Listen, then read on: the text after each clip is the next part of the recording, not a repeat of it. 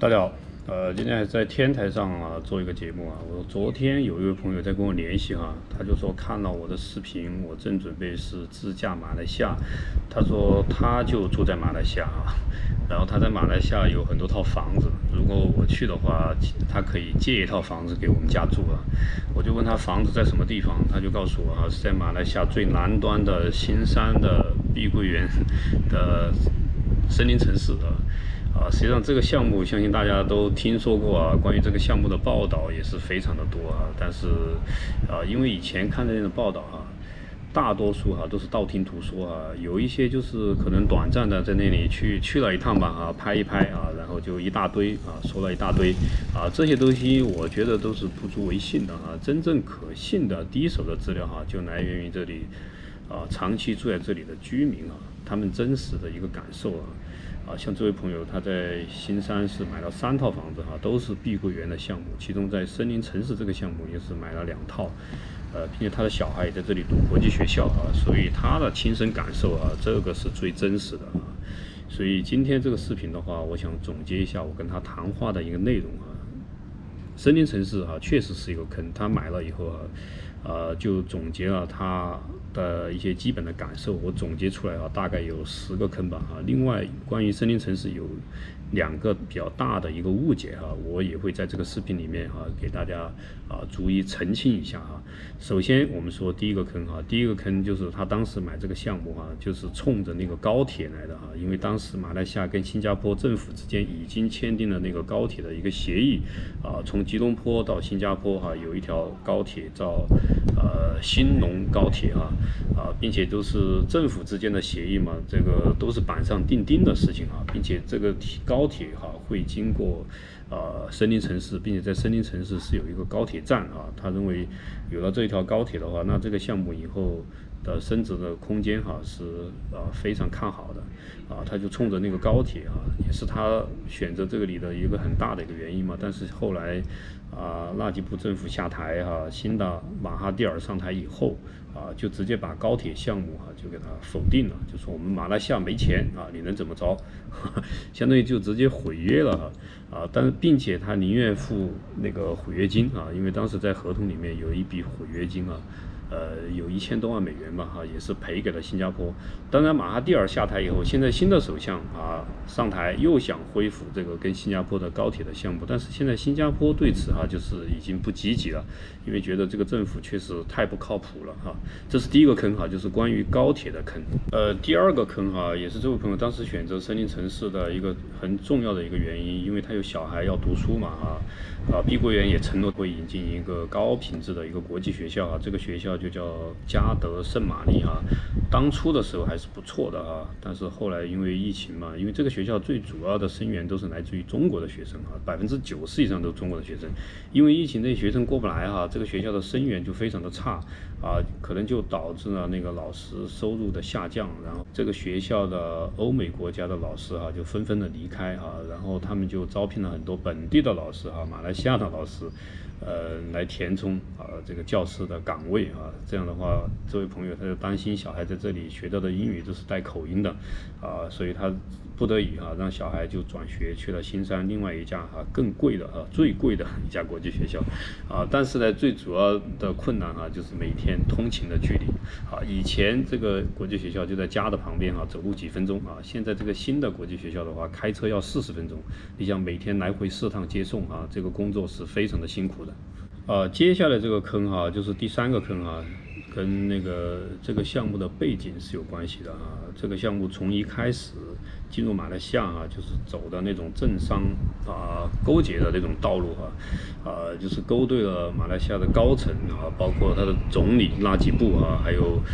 柔佛州的苏丹相当于当地的那个土皇帝国王这个国王据说是在这个项目里面占1半的股份所以他们当时就是一路的绿灯在政策方面就是大开绿灯其中最重要的一条就是马来西亚本来有个规定外国人购买马来西亚房产必须在100万马币以上结果这个项目就是特殊照顾只需要买50万马币的房产外国人就可以购买，所以这个项目当时是卖得非常的好但是呢实际上从一开始这个所谓的优惠政策从一开始就是一个坑。为什么呢？你买新房的时候外国人可以买50万马币的房产，但是你要把这个房子卖出去接盘你的外国人就必须要达到100万马币这个门槛他必须要买100万马币以上的房产你这个房子他举了一个例他最小的那套房子当时买成60万马币现在的市值实际上只值30万马币他如果要把这套房子卖出去的话，必须等这套房子涨到100万马币才卖得出去也就是说在现在基础上要翻3倍这个是要等到猴年马月可能有人会问那为什么不卖给马来西亚人马来西亚人他是没有这个100万马币的限制的，因为马来西亚人他们喜欢的居住形态是那种所谓的排屋我在马来西亚的朋友基本上都住在这种房子里面，就在马来西亚吉隆坡的市郊有很多这样的小区并且价格很便宜即使在吉隆坡这种房子也就是10几万马币就能买到这种联排别墅，前后都带院子的2层楼的谁愿意买那种小小的公寓房第4个坑的话就是关于房价二手房都是腰斩了。当然你如果去买新房的话，它售楼部并没有降价，还是2万一个平方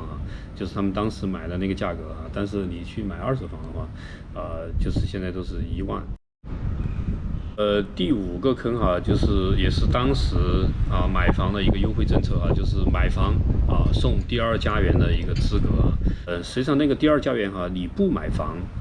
你达到它的条件也是能够办理第2家园的你只要是存当时的政策30万马币一家人一家3代都可以办理第2家园实际上他们买了房以后还是要求他们存30万马币在银行账户里面只是说办理的过程那个中介操作的那个费用是省掉了实际上这个费用也并不高当时他也问了一下中介给你办理的话也就是2万马币也就是大概3万人民币吧。实际上他所谓的送第2家园的签证实际上也就是送了一个服务费而已第6个坑也是关于政策的一个风险因为他们当时第2家园的要求你的存款是30万马币现在因为政府的交替马哈蒂尔上台以后就否决了以前的这个第2家园的政策直接把那个门槛提高到100万马币从30万到100万整整翻到3倍这个还不算另外还有另外一个条件就是你的每个月的月收入以前要求是1万马币算成人民币的话大概就是1.56万据说他们当时办理的时候中介告诉他们就是要求他们提供月收入2万以上的那个银行的流水银行的证明他们当时因为这个是做不了假的他要求看那个非常详细的那个资料并且你银行汇入汇出的那个数据都必须要提供并且要求你汇入的那个款项必须要注明是工资收入那这样会造成一个问题，就是你在国内你做这样一个收入的话，你就必须要交个人所得税以前2万左右的月收入的话，个人所得税大概要交1000多块钱还可以承受所以他们当时办理的时候实际上要准备大概半年的那个收入的一个证明也就是说要交半年的税大概可能要交差不多1万人民币吧。但是现在这个门槛是直接提高到大概4万马币相当于人民币都是6万多如果是按照6万多每个月的月收入按中国的个人所得税的话，你一个月至少要交2万到3万人民币的税你6个月的话那10几万就没了所以说这个政策一出来的话，真正是封死了那个碧桂园的房子二手房交易第7个坑相信大家看过关于碧桂园森林城市的报道的人脑子里面都有一个非常深刻的一个印象就是它的宣传就是整个城市虽然是钢筋水泥的丛林实际上它楼间距非常的密那个容积率是非常非常之高的但是呢它为了显示它是那种非常生态非常环保它就把整个建筑的外观设计了很多植物就是爬满了那种植物但是那种居住起来的那种后患无穷这位朋友因为他长期居住在这里他就知道因为你的建筑外观爬满了那种植物相应的那种各种小动物各种昆虫也就顺着那种植物就到了你的房间了。所以他说一到下午大概5、6点根本就不敢开窗户了只有门窗紧闭因为那种蚊子太多了包括像什么壁虎各种小动物都上来了。还有第8个坑它是红树林当然红树林的话，它的生态环境是比较好的但是呢，你作为居住在那里一个这么大的一个社区居在这里就不太安全了他曾经这位朋友曾经跟当地人坐着小船去探索这片红树林，发现这个红树林是什么样的真实的一个情况那个树上全部都挂着蛇然后那个里面的蚊子都是一窝一窝的那个巨大无比所以你一座这么大的人口这么密集的一个社区靠近那个红树林，你所受到的那个威胁是可想而知的。另外第9点也算是坑吧因为当时去这个地方买房也是冲着那里宣传的非常好的热带气候而去的但是现在他的居住体验因为这位朋友在芭提雅也有房子嘛他在2个地方也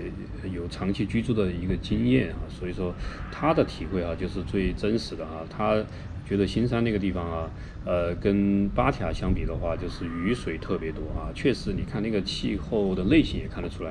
因为马来西亚靠近赤道嘛，然后三面环海，所以它的气候类型是热带雨林气候就是雨水特别的多。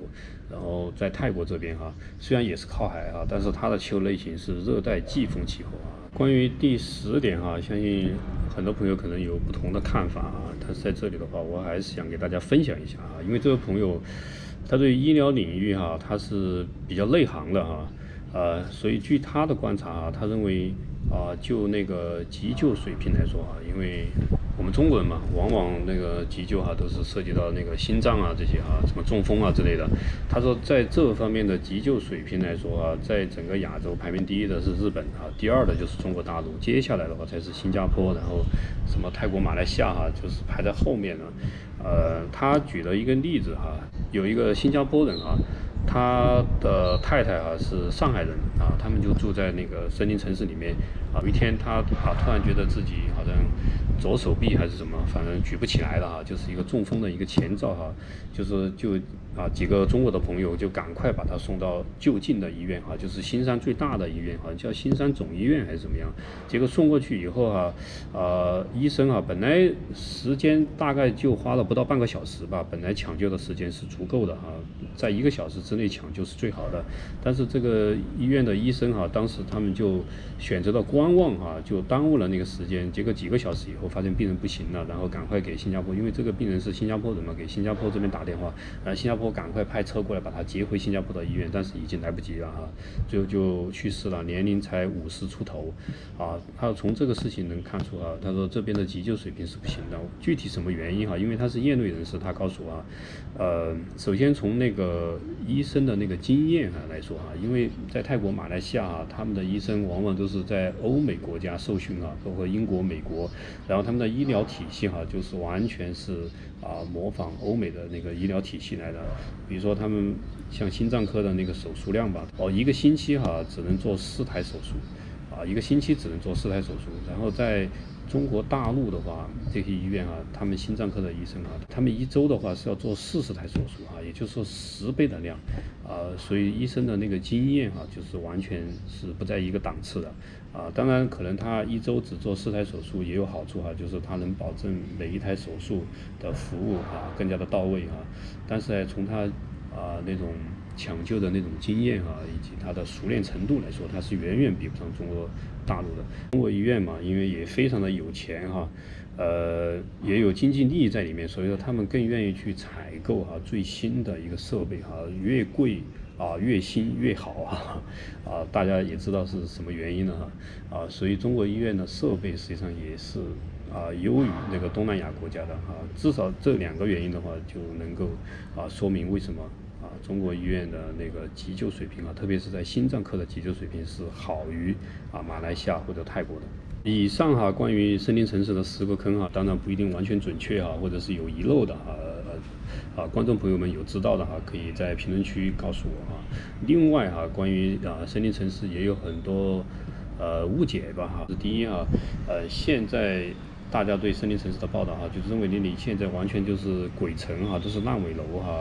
就是一片萧条哈。问他真实的情况是不是这样子？因为他们现在就住在那里啊。他说实际上并非如此啊，因为这些他1期、2期、3期都是完工了，都是已经完工了哈，不存在烂尾楼的情况。然后4期哈都是一片空地啊，地空在那里都没有动工啊，所以说就不会是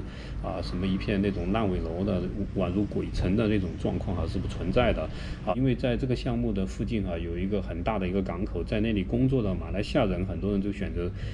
到碧桂园森林城市来租房，所以里面现在是住了很多马来人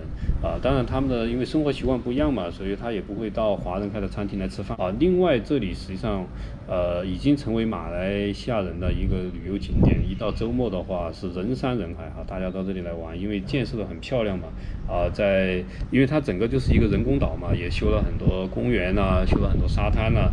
所以附近的马来西亚人一到周末就会开着车就是一家人到这里来游玩，所以说也是非常热闹的一个网红景点另外的话，这里因为当时也是拿到了一个特殊政策就是在森林城市它自我形成了一个免税岛我知道在北部的兰卡威也是这样的因为我以前到兰卡威去玩的时候，在吉隆坡的朋友都会叮嘱我回来的时候一定要多带几瓶酒因为那里的酒是免税的在马来西亚其他地方买酒是非常贵的在森林城市也享受这个待遇买酒买烟是免税的，很便宜的所以说也有很多人就选择到这里来购物嘛。另外一个误解的话，就是认为碧桂园这个公司因为森林城市投资巨大嘛，然后现在这个项目搁置在那里损失巨大。它实际上并非如此他说现在开发的1期、2期、3期，据他观察80%-90%都是卖出去了当然买家是谁？买家都是大多数都是华人其中可能1半以上吧都是中国大陆的买家另外绝大多数都是各个国家的华人群体在这里买房，真正马来人来买房的可能就只有几吧，就是几个百分点而已所以碧桂园因为这个项目损失惨重这个也是不真实的好吧，今天的视频就跟大家分享这么多就是关于马来西亚碧桂园森林城市这个项目他的业主生活了多年的业主他的真实的一个体会到底那个坑在哪里。好，这期视频就分享到这里，谢谢。